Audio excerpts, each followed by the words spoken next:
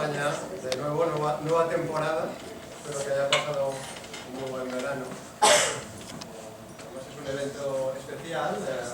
Paco ya estuvo en San Antonio por lo menos 2 veces más. Le conocí cuando presentó su libro sobre Bernardo de Gálvez, hace ¿cuántos años es? Hace 6 años. 6 años estuvo aquí. Luego volvió y nos dio una charla sobre su libro de feminismo, que también estuvo muy interesante. Y ahora está aquí para hablarnos de su libro de Francina. Así que muchas gracias, Paco. Gracias a ti, Sunday. Paco ha sido corresponsal en el oeste estadounidense y enviado especial a las elecciones presidenciales de 2020 para Canal Sur en televisión española, no en televisión española.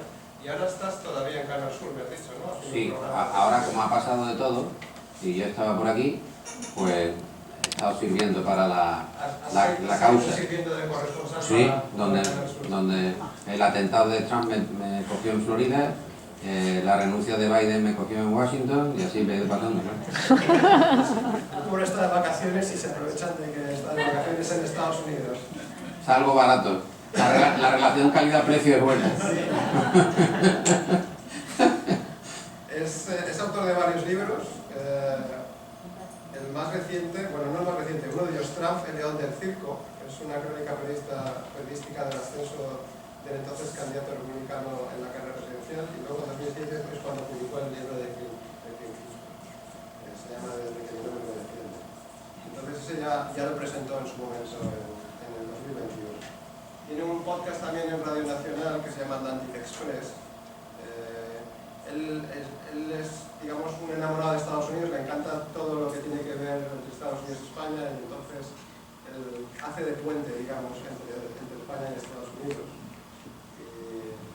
De hecho, para Atlantic Express, cuando vino la última vez, me hizo una entrevista en Atlantic Express, estuve hablando de la Casa de España y de lo que hacemos en este momento. Bueno, voy a callarme ya, que habéis venido a escucharme a él, así que muchas gracias, Paco, por estar. No, gracias, estoy encantado. Muchísimas gracias. La primera pregunta es muy importante. La primera pregunta es exactamente, ¿se me escucha bien? Se me escucha bien, perfecto. Bueno, pues como decía Sydney, es verdad que llevamos un podcast desde hace 5 años en Radio Nacional de España, se llama Atlantic Express, y este podcast, que es semanal, va indagando en las relaciones que tiene España con Estados Unidos, que son inmensas. Yo estuve, como ha dicho Sydney, de corresponsal en el año 2018 y comencé a indagar algunas cosas, y para mí fue descubrir algunas epifanías. Fui al Museo Nacional del Cowboy de Oklahoma y el curator, que es un señor de Texas que se llama Michael Grauer, me dijo: todo lo que ve usted aquí viene de su tierra. Y yo, claro, pensé, los arreos, los caballos, las monturas, el propio sombrero, esto me lleva a la romería del Rocío directamente. Y claro, es que tiene esa relación, tiene la relación de que la romería del Rocío, manifestación religiosa popular andaluza, católica y muy festiva, que se celebra en Pentecostés, tiene toda la traza de la evolución de una cultura común que se ha trasladado hasta el propio oeste americano. En el podcast hablamos de todo tipo de cuestiones que tengan que ver con España y Estados Unidos y que haya una influencia. Hablamos del lenguaje y hablamos de la mezcla del lenguaje y buscamos anécdotas singulares. Aquí hay de todo con respecto al lenguaje. ¿Qué significa exactamente ahorita? Esto es una cuestión por determinar. Ahorita, ¿qué significa? Y qué significa, por ejemplo, la palabra, qué significado tiene la palabra tinto en Colombia. ¿Ustedes saben esto? ¿Qué significado tiene? ¿Lo saben ustedes? Tinto con C. Tinto. Tinto es el café. El tinto para el español, ¿qué es exactamente? Vino. Bien. Una señora colombiana fue a la Universidad Complutense de Madrid, muy amable, y a las 7 de la mañana, previo a recibir su clase en Madrid, en la Complutense, se acercó al bar y le dijo al camarero: por favor, me pone usted un tinto. camarero se dio la vuelta, cogió una botella de tinto, de vino, y se lo echó. La colombiana, que era una mujer muy abnegada, dijo: perdone, pero yo lo que he pedido es un café. Y el camarero le dijo: usted se ha pedido un tinto y se va a tomar el tinto. Y todo ese tipo de cuestiones, todo ese tipo de bailes es lo que a nosotros nos ayuda a comprender una realidad tan compleja, tan difícil de entender, porque, como bien decía una buena amiga, una profesora, le preguntó a sus alumnos de 8 o 9 años: ¿cuántos de ustedes han visto el mar? ¿Cuántos de ustedes han ido a la playa y han visto el mar?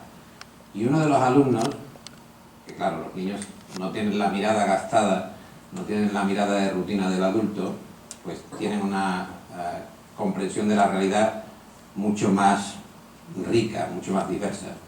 Uno de los alumnos de esa profesora levantó la mano y dijo: yo lo he intentado repetidamente, voy a la playa, pero nunca acabo de ver el mar completamente. Y la respuesta es mucho más sensata que cuando nos preguntan y decimos: ¿habéis visto el mar? Y nosotros decimos: sí, hemos visto el mar, pero realmente no lo hemos visto completamente, no lo hemos visto entero. Y la respuesta es francamente buena. Desde ese punto de vista, la indagación de un país tan vasto, ustedes lo saben mejor que yo, tan complejo, tan diverso como es Estados Unidos, pues nos lleva a indagar en, por ejemplo, aquí tenemos, son más de 250 contenidos los que ya hemos hecho para la radio pública de España, pues en la Feria Internacional de Nueva York de 1964 y 1965, que era una feria importante para reivindicar la imagen de España en Estados Unidos, donde el país se volcó con asuntos culturales. El diario de Bonsall, que era el diplomático estadounidense que está en el periodo de los años posteriores a la Guerra Civil Española y está informando. No hay una representación diplomática de Estados Unidos en España. España está apartada de los organismos internacionales, y Bonsall es el hombre de negocios, en términos diplomáticos, que se encarga de informar a la Casa Blanca, en definitiva, sobre qué hacer con España, qué hacer en esos años turbulentos, a quién apoyar, cómo o no procurar un cambio a un régimen no totalitario, a un régimen democrático, y cómo manejarse en una situación tan convulsa como los años previos a la Segunda Guerra Mundial y los posteriores, donde ya se firman, ahora lo veremos, los acuerdos de Santa Cruz de 1953. Hablamos de la imagen de España en Estados Unidos a partir de los años 30, hablamos de España y Estados Unidos al comienzo de la Segunda Guerra Mundial, y hablamos de muchas curiosidades, porque paseando por este país, pues uno, más allá de los nombres, más allá de las ciudades, de venir aquí a San Antonio y sentirse directamente confortado o reconfortado por el propio nombre, pues si uno va a Arizona, y saben ustedes que en Arizona está el Parque Nacional Tonto, ¿no? El Parque Nacional Tonto. El otro día estuve hablando con un bibliotecario de dónde viene el Parque Nacional Tonto. Bueno, pues al parecer los propios españoles nombraron porque los que estaban ahí no eran demasiado habilidosos y ahí se ha quedado. Entonces, Parque Nacional Tonto, si aquí pusieran Parque Nacional Silly o Dumb, pues la verdad es que quedaría verdaderamente extraño, pero ahí lo dicen repetidamente tonto. O el pueblo de Socorro, que como ustedes saben, en la Jornada del Muerto eran unos nativos que ayudaron a Juan de Oñate cuando desde su trayecto desde México hasta Santa Fe, la fundación de Santa Fe, fue auxiliado, y de ahí el nombre de, en Nuevo México, el pueblo Socorro. Nunca pronunciado Socorro, Socorro o Socorro, pero en homenaje a aquellos que ayudaron a Juan de Oñate, fundador de Santa Fe. Por cierto que en Santa Fe, que es la primera capital de Norteamérica, hay un monumento muy elemental, pero muy informativo de algunos de los elementos que los españoles dejaron los primeros moradores o los primeros que llegaron, pues han ido sembrando aquí. Se habla lógicamente de agricultura, se habla de herramientas, se habla de la guitarra, se habla de la música y se habla de una herencia cultural que yo creo que hay que reivindicar. Y se habla de muchas curiosidades en este podcast, como por ejemplo el caso de Hernando de Soto, descubridor del Mississippi, y que tiene una pintura, como ustedes saben también, en el Capitolio, igual que hay otras pinturas reivindicativas en las rotondas, son las pinturas más majestuosas quizás del Capitolio. Y Hernando de Soto durante un tiempo fue descubridor del Mississippi, personaje principal en la historia de Estados Unidos, extremeño de origen, y además dio nombre a un rutilante coche que era el de Soto. Esto ahí quizás no sería, digamos, lo más lógico de pensar que eso fuera así, pero realmente de Soto dio nombre al de Soto Car, que era un coche extendido, muy elegante, de distintos tamaños y de distintas épocas, básicamente desde los años 30 hasta los años 60. Y dentro de esas aventuras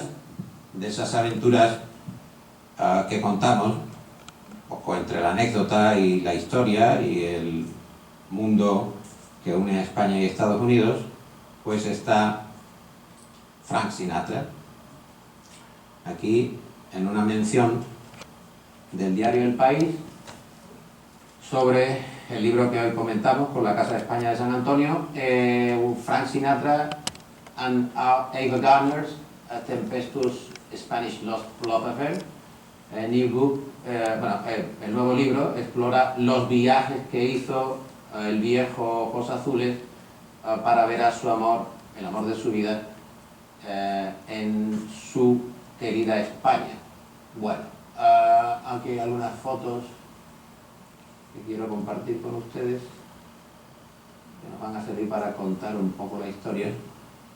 Aquí vemos a Sinatra, a Ava Gardner, en la hermosa localidad de Gerona, Tossa de Mar, a comienzos de los años 50. Están tan ricamente pasando una tarde y viendo el mar en esa localidad que ha devenido muy turística, que es muy elegante y que tiene mucho encanto en la costa de Gerona o de Girona.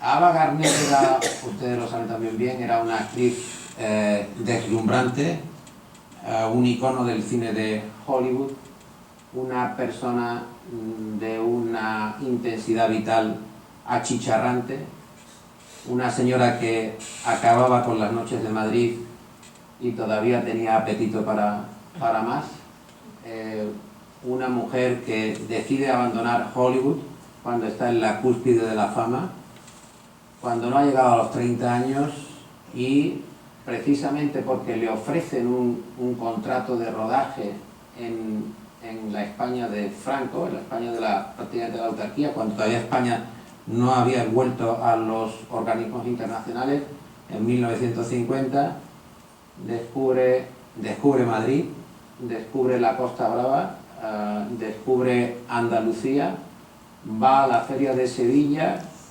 Cuando le proponen ir al Museo del Prado, recién aterrizada, para hacer una primera rueda de prensa, el periodista le pregunta a Ava Gardner, ¿le gustaría ir al Museo del Prado? Es la primera visita obligada.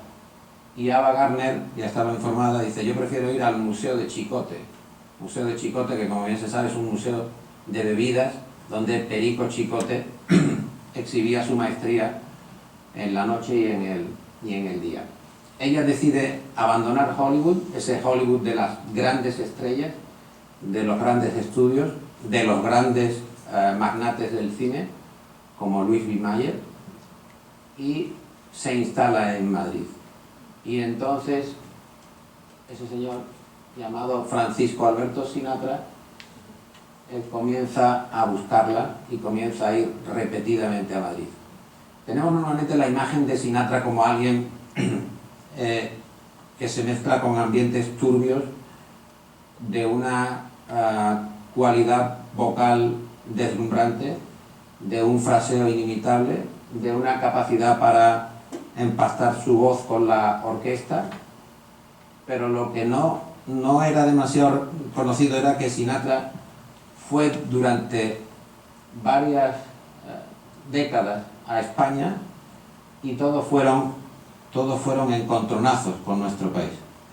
Sinatra fue a buscar a Ava Gardner, años 50, llega a la aduana de Barcelona con esta guisa que le puedo mostrar aquí. Observemos el ayudante que lleva a Sinatra y las maletas, verdaderamente de otro tiempo. Fíjense, los baúles, años 50, Barcelona, después de horas y horas de vuelo con esa gabardina, lo paran en la aduana de España y descubren que Sinatra lleva 6 botellas de Coca-Cola. ¿Qué pasa entonces? Sinatra no puede entrar en España. ¿Qué son las Coca-Colas? ¿De dónde viene este producto? No sabemos muy bien qué es lo que trae este señor. Se retiran las Coca-Colas, se observa la Coca-Cola, se comprueba que la Coca-Cola es gaseosa y se le deja pasar a Sinatra a España. Así eran las cosas. Y ya entonces Ava Gardner estaba rodando esa película a la que me he referido antes, Pandora y el holandés errante, en Barcelona fundamentalmente, en la zona de Barcelona y Gerona, y ella cae en esa pasión del mundo de los toreros con Mario Cabré, que era actor y torero, y Sinatra ve cómo sufre una infidelidad. Ella reconoce que ha tenido una historia con Mario Cabré, hay una serie de turbulencias en la relación, Sinatra se va, al final acaban casándose, y como digo, el libro lo que hace es contar cómo él ha ido y ha vuelto a España reiteradamente, pero sabiendo que estas estrellas que han abundado en nuestro país, porque España era una localización perfecta, había horas de sol, había buenos técnicos, había condiciones muy favorables. Por ejemplo, puedo recordar que en algunas películas el propio ejército colaboraba para poner a los soldados a disposición de los directores americanos y que trabajaran en la adecuación de un determinado terreno o un determinado escenario. O sea, el caso de El bueno, el feo y el malo, donde se construyó, en El bueno, el feo y el malo, se construyó un enorme cementerio en Burgos, en la provincia de Burgos, y los que hicieron ese cementerio eran soldados del ejército español, porque en ese momento el régimen ponía a disposición todos los medios para suavizar la imagen y decir, pues en nuestro país no se está tan mal, porque si Ava Gardner viene a pasarlo también, pues podrá venir cualquiera. Si viene Sinatra o si viene otro, pues está bien. Pero eso no es una cuestión casual, es cuestión de una serie de acuerdos que hacen que España, por cuestiones geopolíticas, vuelva a ser incorporada al marco de las relaciones internacionales. Y una vez que Franco resulta un dictador detestable, cuando se produce la guerra de Corea y hay una ruptura del mundo en dos, Occidente, o por ser más simple, los americanos y los soviéticos, los americanos y los rusos, entonces hay un acercamiento para que España, que resulta un lugar estratégico geográfico, pase a formar parte del eje occidental. Y entonces se suscriben los acuerdos de Santa Cruz, año 1953, en la salida ya del presidente Truman y en la entrada del presidente Eisenhower, para que España reciba ayuda, para que España sea incorporada en organismos como la Organización de las Naciones Unidas, y además para que España preste sus terrenos para la instalación de bases militares que habían más proyectadas, y sin embargo, bueno, ahora hay menos de las que estaban proyectadas, pero más de 70, 71 años después, España alberga bases de soberanía compartida en Rota, en Morón, en Torrejón, y tiene un aliado, Estados Unidos, en esa parte de la geografía europea, que se remonta al año 53 por los acuerdos de Santa Cruz. Y digo, eso es lo que realmente está marcando el acuerdo global y por qué nosotros hemos mantenido esa relación a partir de años posteriores, con altos y bajos y con moderada sintonía en algunas ocasiones, pero además hace que todo este tipo de personajes, que es a mí lo que me interesa del libro y de la aproximación periodística, puedan estar en España. Es decir, hay un marco de acuerdo político. Eso hace ocultar que muchísimos españoles lo están pasando francamente mal, muy mal, y sin embargo hay una operación de publicidad que nos lleva a ver otro tipo de vidas mucho más atractivas, mucho más felices, mucho más intensas, como la de Frank Sinatra y Ava Gardner. Y eso es básicamente el libro, Sinatra nunca volveré a ese maldito país. El título está tomado de una frase del propio Sinatra, que en inglés es I'll never go back to that fucking country. Ellos, bueno, con la editorial hubo una cierta controversia sobre qué título íbamos a poner, sí, y entonces al final me acusaron de que yo era muy suave en el título y tal. Bueno, yo creo que es razonable poner maldito, otros, bueno, tienen otras opciones. Lo cierto es que Sinatra está rodando una película en el año 64 en Málaga. La película se llama El coronel Von Ryan, es una película de trenes. Hay unos paisajes fascinantes que les recomiendo si no los conocen, en el Caminito del Rey, en la localización del Chorro, y unos paisajes de montaña verdaderamente espectaculares. La película se decide localizar allí y Sinatra va a estar allí para hacer una serie de secuencias, pero ya se hospeda en Torremolinos y reclama, Torremolinos en la Costa del Sol, en Málaga, a una cierta distancia, y reclama un helicóptero para poderse desplazar con comodidad, y está hospedado en un hotel magnífico que se llama el Hotel Pez Espada, propio de aquel momento del turismo de España, que servía para atraer a distinto público internacional, y que además, voy a mostrar aquí, este es el Hotel Pez Espada. Esta es la entrada actual con el rótulo, bueno, el neón muy propio de la época, que todavía se conserva. Y este es Sinatra, una fotografía del gran César Lucas, el fotógrafo César Lucas, llegando a Málaga en aquel año para rodar la película El coronel Von Ryan. ¿Qué pasó entonces? Que a Sinatra le hacen una encerrona en el diario Pueblo, lo fuerzan a hacer una fotografía que él rechaza con una señora cubana, mulata, muy atractiva. Le hacen la fotografía, Sinatra forcejea con el fotógrafo, insulta al régimen de Franco, dice que aquello es una dictadura intolerable y que él no va a aguantar más historias, y entonces forma un revuelo considerable. Sinatra es retenido y entonces todo el rodaje se pone en riesgo. Y hay un director de producción bastante sensato que dice, bueno, habla con las autoridades, además de Sinatra, todos los demás estamos comiendo de la película, si la película se interrumpe, nosotros nos quedamos sin comer.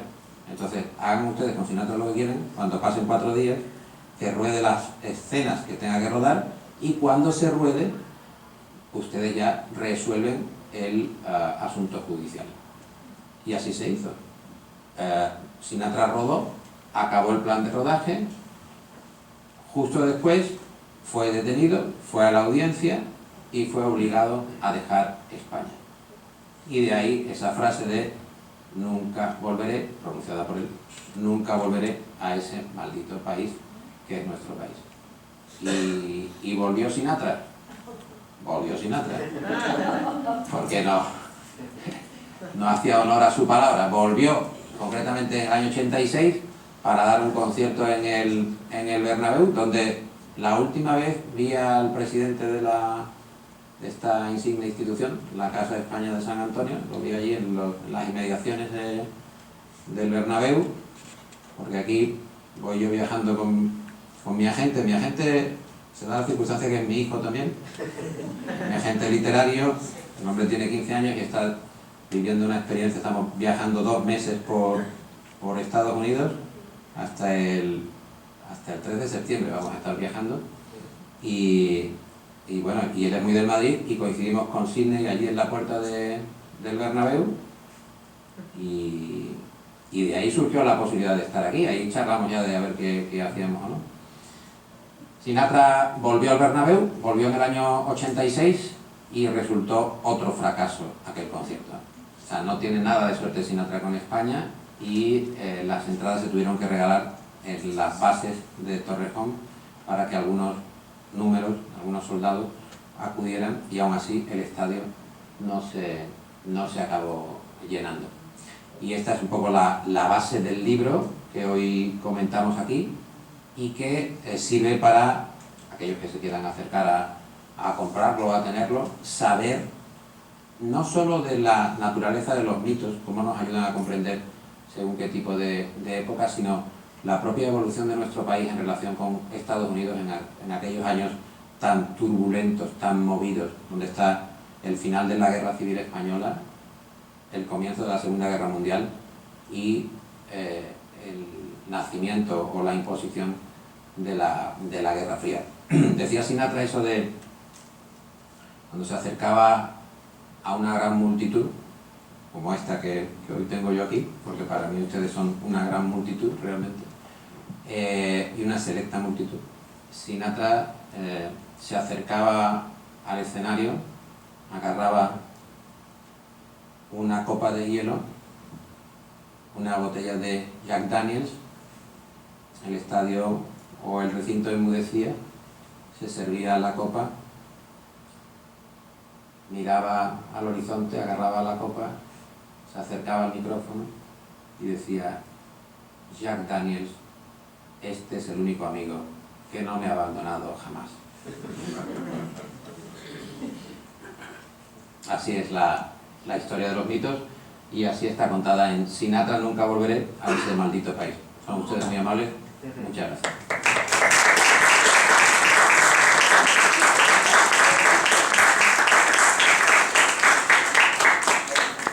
¿Alguien tiene ¿Alguna cuestión? comentario para Paco?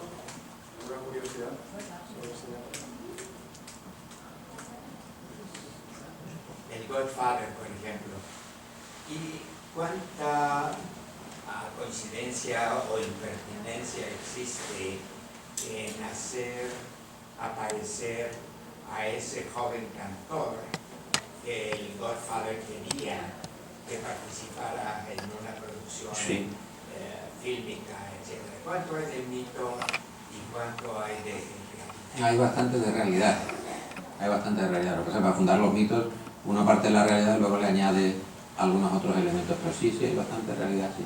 Y además, la señora Ava Gardner peleó para conseguir uno de los contratos que son determinantes para Sinatra, porque Sinatra estaba en horas bajas y consigue el papel de Mayo, el soldado de Aquí a la Eternidad, y gracias a ese papel, como usted sabe, pues gana el Oscar al mejor actor secundario. Se habla de que Sinatra, y puede ser, es un tarambana, alguien que es un golfo, que tiene múltiples actividades de todo tipo, pero lo cierto es que es un gran trabajador también. O sea, es un señor que ha producido enormemente, o sea, del orden de 2 discos por año, películas sin parar, giras interminables, un hombre especialmente productivo. Pero eso está reflejado en el libro, y sí es verdad que hay una parte muy real de la relación personajes poco recomendables de Sinatra. Le preguntaban a Sinatra de si él tenía esas relaciones, ¿no?, con la mafia. Cuando tenía ganas de confesar algo más de lo que confesaba, decía: yo trabajo por la noche y por la noche no hay monjas ni curas, ¿no? Todos los que están por la noche son gente, bueno, turbia, ¿no? Y es verdad que es así. Y la película, por cierto, estuve en San Francisco y hay un bar que se llama Trieste. Allí está el estudio de Coppola, que se arruinó repetidamente, y él y el autor del Padrino estuvieron trabajando en ese bar durante mucho tiempo. Hay unas fotos que lo reivindican, todos con barbas negras y largas y tal, muy jóvenes, y allí entre tazas de café y cerveza discutiendo sobre qué iban a hacer con El Padrino o no, que desde luego es una película memorable.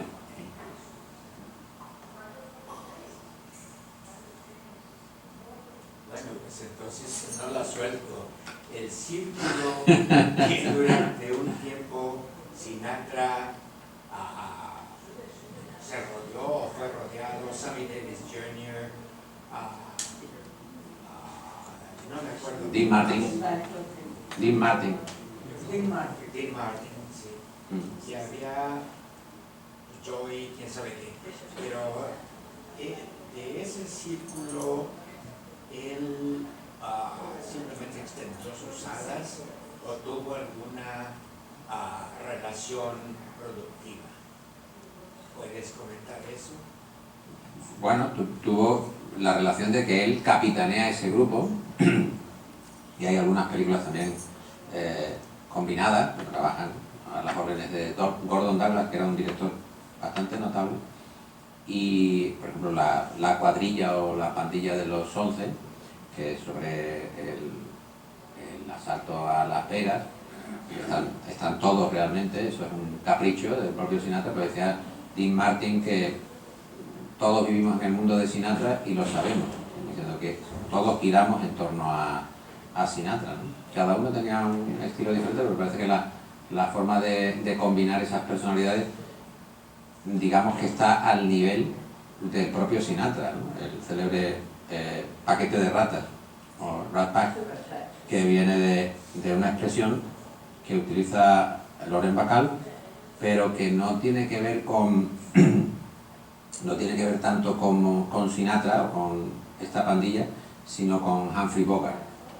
Humphrey Bogart tenía relación con Lauren Bacall, era la cuarta mujer de Humphrey Bogart, y el gran amor de Lauren Bacall, salvo después que se casó con Jason Robards.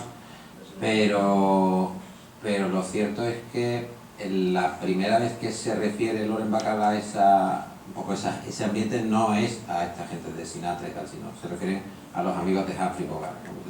Sois todos un paquete de ratas, sois un combinado de ratas miserables. Hay una pregunta ahí también. ¿Sí?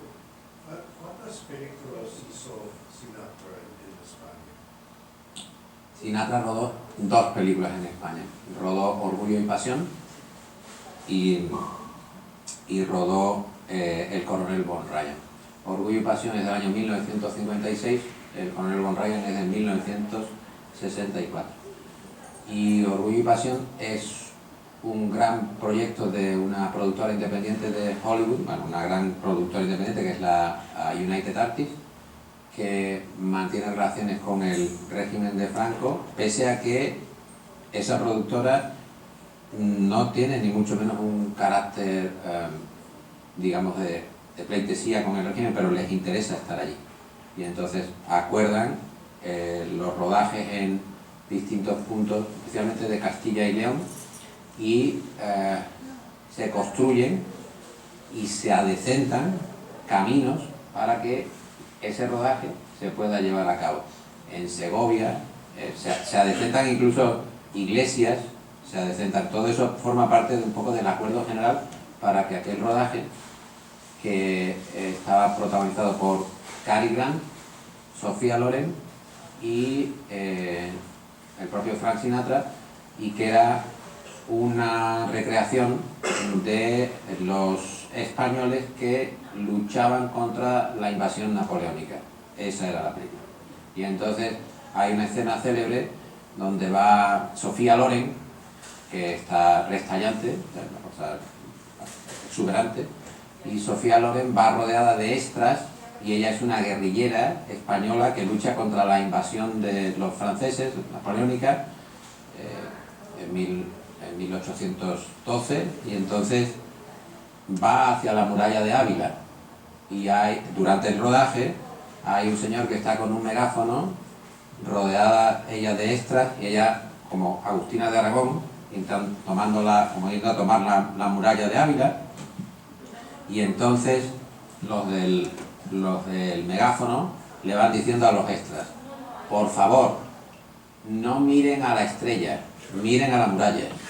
O sea, que no podemos estar tomando la muralla mirando a Sofía Loren, ¿no? Esas son las cosas del momento, sí. Así que bueno, adelante. Y las películas que se filmaban en ese tiempo en España, las películas americanas que se filmaban en España, ¿se exhibían también en España? Sí, se exhibían. Lo que pasa es que el ritmo ¿cómo diríamos?, de estreno y el ritmo de producción no tiene nada que ver con el ritmo actual. O sea, no hay esa simultaneidad de que las películas se estrenan inmediatamente. O sea, se producen, se estrenan, llegan a lo mejor al cine, ahora prácticamente no llegan ni siquiera al cine, el cine tiene un momento de oscuridad y pasa muy rápido, ¿no? A lo mejor antes pues hay cuotas, por cierto, hay cuotas de exhibición de las películas. No se pueden exhibir todas las películas en ese caso, cuando el régimen se enfada con un determinado país, limita las cuotas de estreno de esas películas y de esa forma pues va seleccionando aquellas cinematografías que a ellos les interesan que estén. Pero el cine americano irrumpe con tal fuerza en el espectador español que lógicamente nosotros nos hemos alimentado mayormente de cine estadounidense, de cine de Hollywood. Y desde los años 30, que llegan las primeras grandes distribuidoras, primero a Barcelona y luego a Madrid, y los grandes cines, nosotros hemos tenido más cines per cápita que prácticamente que Estados Unidos. Nosotros hemos tenido cines por todas partes, cines de barrio, cines de verano, cines de estreno, cines de reestreno. Ha sido una constante en nuestro país. Y entonces, claro, nos hemos alimentado con estereotipos creados precisamente aquí, en Los Ángeles. Hemos visto todo tipo de modelos, la forma de besar, la forma de bailar, de escuchar música, las orquestas, todo eso lo hemos visto en el cine producido en California, en Estados Unidos. Y sí, las películas se estrenaban en España, no todas las películas quizás, porque claro, había una limitación. Por ejemplo, después de Orgullo y Pasión se puede rodar 55 días en Pekín, el Cid, que también es Sofía Loren, Charlton Heston, Espartaco también se rueda en España, las películas de David Lean se ruedan en España, Lawrence de Arabia se rueda en España, Peter O'Toole, año 61, estrenado en 62, y por ejemplo pues Doctor Zhivago, que como bien se sabe está ambientada en la Unión Soviética, y entonces suena la Internacional un día en Soria y claro, en pleno franquismo, que hacía sonando la Internacional, la gente dice, algo está pasando aquí, decía, por fin se va a mover aquí algo, ¿no? Era una cuestión del rodaje, ¿no? Pero bueno. Yo me pregunto si él llegó Sinatra a hablar buen español. No, ni Ava Gardner. Ava Gardner se instaló, como bien se sabe, en el Castellana Hilton, cuando hablamos de los acuerdos que hay de relación económica, social, cultural de España y Estados Unidos que se firman en el 53. Dentro de esos acuerdos está la llegada de grandes inversiones del turismo americano, y entonces el hotel de referencia es el Castellana Hilton, que hoy es el Intercontinental, en el Paseo de la Castellana. Allí se instala Ava Gardner, y Ava Gardner reclama que una de las medidas importantes del día es que la cubitera se cambie 3 veces al día. Eso es muy importante. Y ella, el español que habla es un español bueno, más o menos de algunos comentarios, algunas frases sueltas. Ella se mezcla con todo el ambiente general de la noche, le gustan las ventas, le gustan los tablaos, le gustan las boates, le gustan los piano bar, todo eso le encanta, pero ella no tiene un español fluido, no tiene un español fluido, ni creo yo que le interesaba, yo creo que era suficiente con lo que hacía, ¿no? Entonces no me queda claro, ¿Ava Gardner está en España porque ella quiere o Porque quiere. por un acuerdo entre el gobierno americano? No, ella lo que pasa es que ese acuerdo procura que ella pueda hacer eso. Pero a ella no le obliga, ella decide, y es el gran mito que pertenece a esa época y que permanece en España desde que ella está allí, años 50, hasta el año 68, que definitivamente se marcha a Londres. Entonces ya en Londres ya su estrella es declinante, lógicamente es una actriz que está vinculada a su deslumbrante belleza, y en el momento en el que esa belleza empieza a declinar, los papeles que le habían llevado a la fama pues también comienzan a menguar, a desaparecer, pero es gracias a los acuerdos que puede haber ese tipo de aventuras, pero no están obligados a quedarse ni a instalarse en España. Lo que pasa es que a ella le gusta y ya pues eso, va a los toros o se junta con unos, se junta con otros y hace su vida allí, ¿no? Viajando, bebiendo, disfrutando. Y es verdad que cuando uno va indagando en la gente que la conoció, todo el mundo acaba diciendo que tuvo mucha proximidad con Ava Gardner. Digo, sería imposible, es imposible, o sea, numéricamente imposible. No hay posibilidad de que haya tantos. Por ejemplo, Jaime Hostos, que ustedes a lo mejor conocen, un torero, me reuní con él y también, las ganas de incluirnos a nosotros mismos en las historias es verdaderamente deslumbrante. ¿Alguna pregunta más? No, muchísimas gracias. Gracias a vosotros. ¿Sí?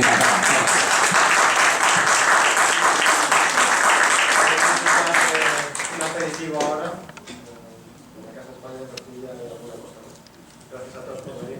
Bueno, tenemos que decir que el agente se va a colocar aquí y podemos firmar algunos libritos si queréis y estamos aquí para estar un ratito con vosotros.